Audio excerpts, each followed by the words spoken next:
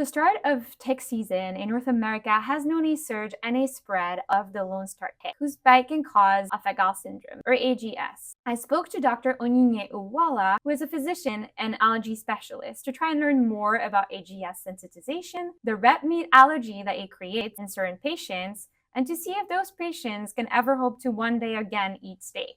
Ever since this Alpha-Gal syndrome was first described, I think people have always been fascinated by it. Since the CDC estimate that the number of people who are sensitized is growing in the United States, and it may be up to 500,000 people.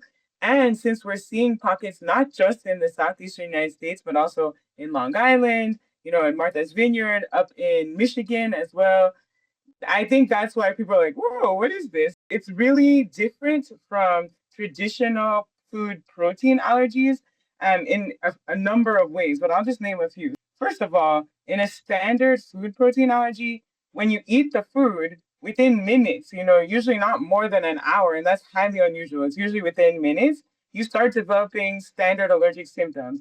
But with alpha-gal syndrome, if you eat the alpha-gal attached to, in some kind of meat product, you don't develop the symptoms until hours later. The other thing that's highly unusual is that basically the vast majority of food allergies are food protein allergies. So you're reacting to a protein that's a component of the food. But with alpha-gal syndrome, you're actually reacting to a sugar. So that's pretty unusual. We've known for a while that human beings can make antibodies, allergy, immunoglobulin E or IgE antibodies to sugar. We usually have thought about them as, not really clinically significant. So this is the first food allergy where we're seeing an IgE to a sugar that's really clinically significant. And then the third part, of course, which is the reason why we're talking, is that in stark contrast to food protein allergy, where you have to be exposed to the food itself. Either you eat the food, or if you have eczema or some breach on your skin and the food touches your skin, that can be another way that you get sensitized. But with alpha-gal syndrome, people who've been eating mammalian meat all their lives can suddenly be exposed to a tick, get this tick bite. That is the mode of sensitization for which we have the best data. And that is also highly unusual for a food allergy. In allergy world, we distinguish between being sensitized to something, which is when you draw a person's blood and you can see these allergy IgE antibodies against that food, or if you scratch the food on their skin and it turns into a big hive, that's a way of showing that they're sensitized to the food. But then there's the condition that we're more worried about is if you're sensitized and also allergic. So that means not only do you make a hive if we scratch it on your skin, or not only can we see the food-specific allergy IgE antibodies in your blood, but when you actually eat the food, you develop classic allergic symptoms. That's when we say you're both sensitized and allergic. And the challenge is that we can't determine if people are actually allergic until they've eaten the food.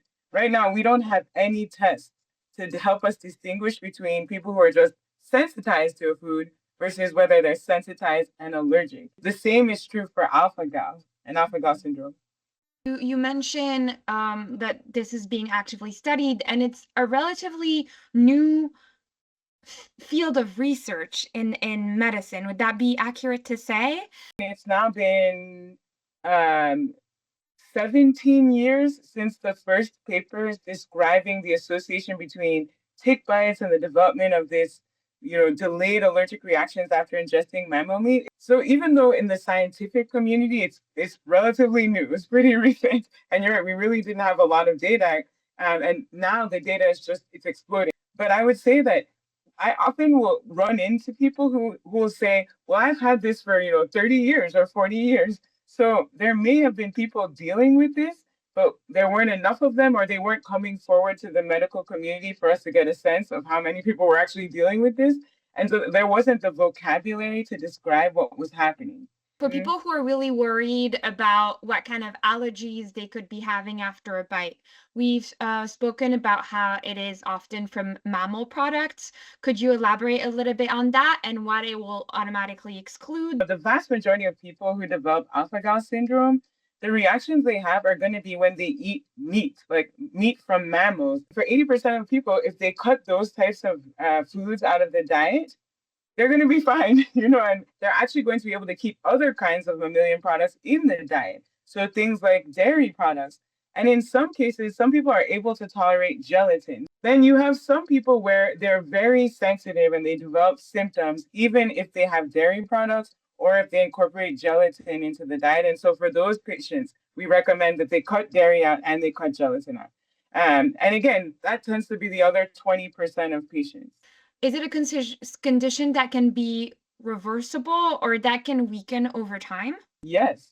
The challenge is we don't know in whom the alpha gal IgE antibodies are going to go down over time. We don't know how fast they're going to go down or how slow, but there are clearly a subset of patients where if they avoid additional tick bites and they avoid the mammalian meat products, or if they're really sensitive, the mammalian dairy, meat, and so gelatin and so forth, that over time their alpha gal allergy IgE antibody level declines. In those patients where it's going down steadily, and we've been able to reintroduce mammal meat back into their diet.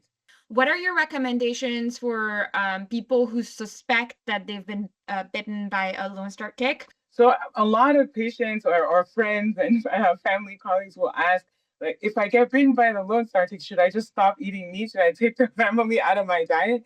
And I always say no. You may have things floating around in your system that are alpha-gal specific IgE antibodies, but again, the science is sorting out that some kinds actually make the mast cells react, so you actually have the allergic symptoms, and other kinds don't seem to do anything to actually trigger allergic symptoms. So I always say, don't change your diet, but pay attention to how you feel after you eat things that have mammal products in them. So the things to look out for are you having a really large amount of heartburn, like reflux or stomach upset after eating mammal meat? And that wasn't something that used to bother you before. So if you've been bitten by a tick and you eat meat and you notice that, because that can happen relatively quickly, like within an hour of eating, even though the more classic allergic symptoms are delayed, then go and get tested by your primary care doctor, or if you can get into an allergy immunology doctor to get tested at that point. But if you got bitten by a tick and you're eating and going about your life, you're not having any issues, then there's nothing to worry about, and you should continue to keep the meat in your diet. How long can it take for an allergy to develop? Is it immediate, as in your next time eating meat, or could it be being asymptomatic for another year before it contracts?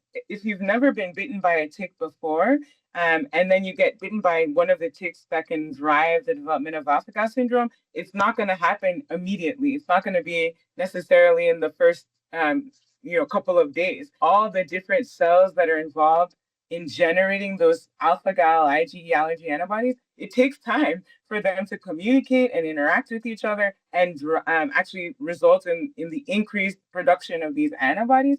So it's not going to be for at least a couple of weeks, and usually longer, like 2 to 4 weeks is where you're probably going to have a level of alpha-gal specific IgE, where if it's the kind of alpha-gal IgE that actually drives allergic responses, that's when you're going to start noticing if you have it. Oh, yeah, I'm breaking out in hives now, or like I'm having a lot more heartburn or diarrhea than normal, or those kinds of symptoms. Those are the most common, the gastrointestinal and skin symptoms.